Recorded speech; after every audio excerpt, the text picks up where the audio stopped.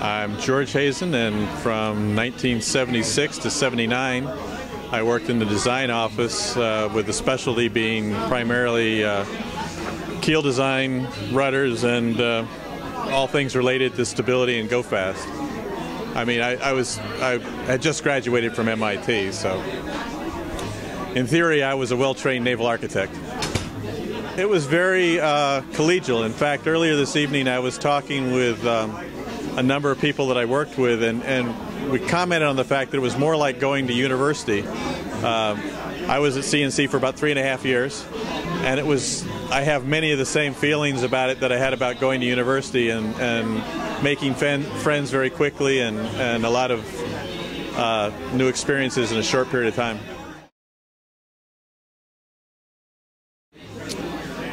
Probably the CNC 40, in part because I was project manager, but more important, I mean, Rob Ball drew the lines. I did the deck lines for the boat. But for me, it epitomized what the aesthetic that had become CNC Yachts at the time.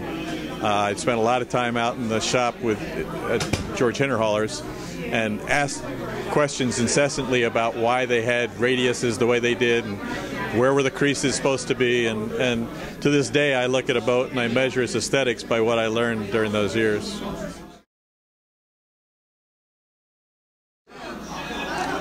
Well, sailing out of Annapolis, I can tell you still see plenty of CNCs actively being sailed in places like Annapolis. But maybe this is just my perspective, but a lot of the people who I knew at CNC during those years, which were very creative years for a lot of people, they've moved on and done equally creative and significant things, and not just in the yachting industry.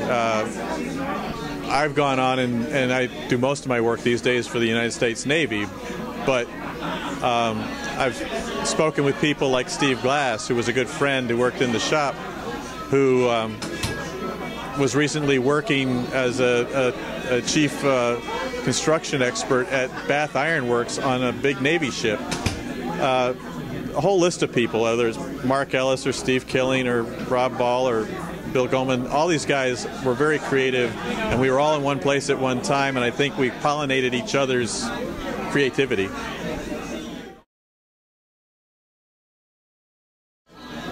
Nothing that's repeatable here, although I do have one anecdote which is very personal, probably not very germane to anybody else.